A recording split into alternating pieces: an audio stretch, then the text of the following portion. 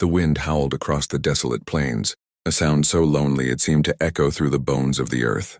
Snowflakes drifted sideways, clinging to the cracked wood of an old barn that stood alone against the white wilderness. It was the kind of winter that punished everything it touched. Cattle froze where they stood. Rivers turned to stone, and even the stars above seemed to burn colder. A man on horseback emerged from that white silence, his duster coat heavy with frost, his hat low against the wind.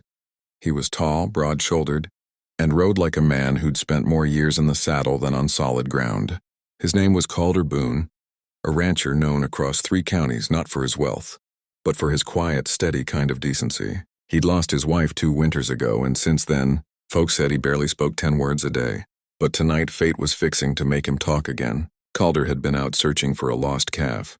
When he saw it, a faint trail of footprints, half buried in the snow, small, uneven, like someone stumbling through a storm. He followed them, heart tightening with each mile, until he reached an abandoned wagon tipped on its side. The horse that had pulled it was long gone, the tracks already filling with snow. But there, just a few feet away, huddled against the broken wheel, lay a woman and something small wrapped in cloth beside her. Calder swung down from his horse and ran, his boots crunching through ice, the wind clawing at his face. The woman didn't move. Her skin was pale, her lips cracked and blue, her hair stuck to her cheeks in frozen strands. He knelt beside her, brushing snow away from the bundle. Inside it, a baby whimpered weakly, tiny fists trembling in the cold. "God Almighty," Calder muttered, lifting the baby to his chest, tucking it under his coat. Then he touched the woman's neck, searching for a pulse, and found one. Faint, but there. He didn't waste another second. He scooped her up, cradling her against him, and carried both mother and child to his horse. The mare shifted uneasily under the weight, but Calder's voice was low and calm as he urged her on. "Easy, girl. Just a few miles. We'll get him warm." The ride back to his cabin felt endless. Snow stung his eyes and the cold bit into his skin like knives, but he never loosened his grip. When he finally reached the small log house tucked in the valley, the fire inside had long since died out. He kicked the door open, set the woman down near the hearth, and went straight for the wood pile. Within minutes, flames roared to life, filling the room with golden heat. The woman stirred as warmth touched her face. Her eyes fluttered open, soft brown, glazed with pain and confusion. Calder was kneeling by the fire, feeding it more wood. When he turned, his gaze met hers, steady and kind. "You're safe now," he said quietly. "You and the little one both." She blinked, struggling to focus. Where?" Her voice was barely a whisper. "My cabin. You were near froze to death. Don't try to talk yet." He poured warm water into a tin cup and held it to her lips. She sipped weakly, eyes never leaving his. "Thank you," she murmured. "I didn't think anyone find us." Calder nodded once. "Lucky I was out riding that way." He moved to the table, cutting strips of cloth and heating broth on the stove. The baby, no more than a few months old, had stopped crying, bundled now in a wool blanket near the fire. Calder glanced back at the woman. "What's your name?" "Mara," she whispered. "Mara Ellison. Where were you headed?" he asked. Her gaze fell to the floor. "Nowhere anymore." She swallowed hard. "My husband, he was supposed to take us west. Said we'd start over, but he left. Took the horse, the food, the map. Said he was coming back. That was 3 days ago." Calder's jaw clenched. He looked toward the window where snow beat against the glass. "He left you out there with a baby in this cold?" She nodded, tears brimming. "I waited till the food ran out. Then I started walking." Calder stood silently for a long moment, then went to the cupboard and brought down a tin of beans and jerky. "You ain't walking nowhere now," he said.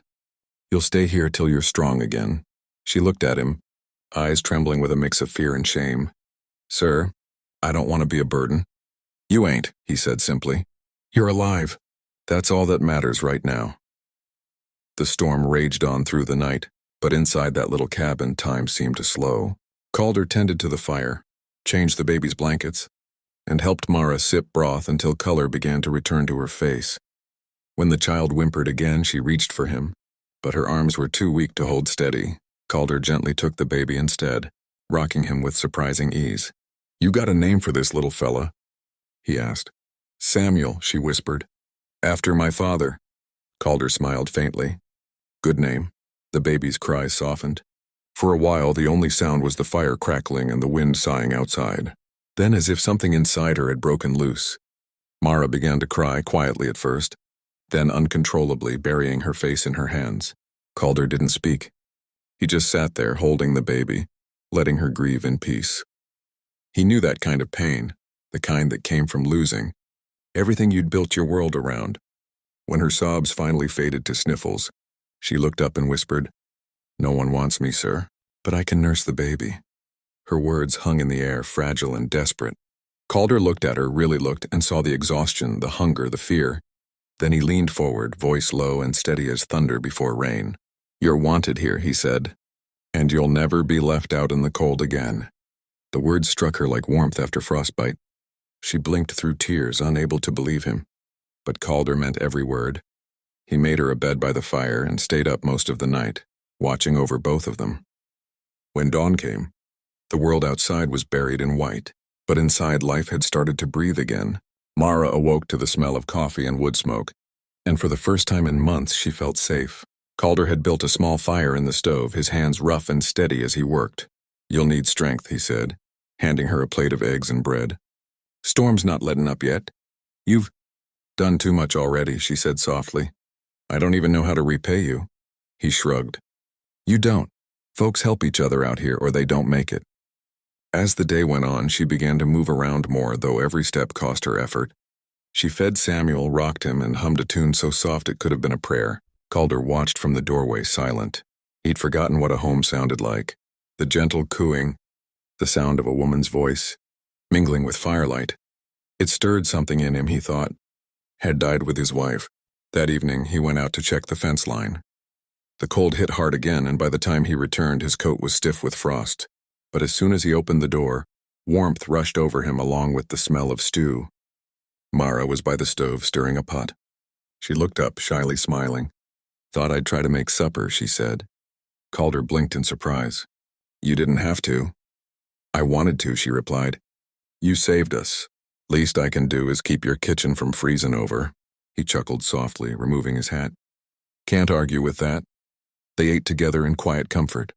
Outside, the snow began to fall slower, gentler, like the storm had finally run out of anger. Calder leaned back in his chair, eyes half-lidded from warmth and exhaustion.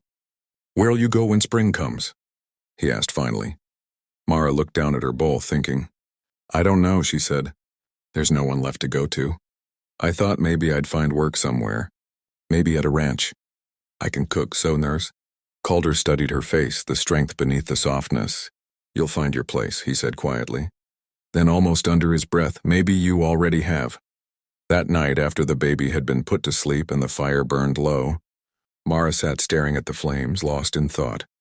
Calder sat across the room, whittling a piece of wood, pretending not to notice her glancing his way. She finally spoke. "Why'd you help us, Mr. Boone?" He looked up. "Because I've seen too much good die for no reason." She nodded slowly, her eyes glistening again.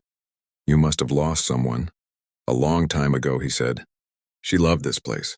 Said the land had a way of healing a man if he let it." "Do you believe that?" she asked. Calder stared into the fire, the glow reflecting in his blue eyes. "I didn't, not till tonight." The hours passed, and outside the window, dawn crept over the mountains in soft streaks of pink and gold. The storm was over. Birds began to sing somewhere in the trees, timid and uncertain. In that fragile light, Mara held her baby close and Calder sat, quietly beside her. Neither spoke. They didn't need to. The fire crackled, the baby breathed softly, and for the first time in a long, long while, both hearts felt the faint spark of something new, something worth holding on to.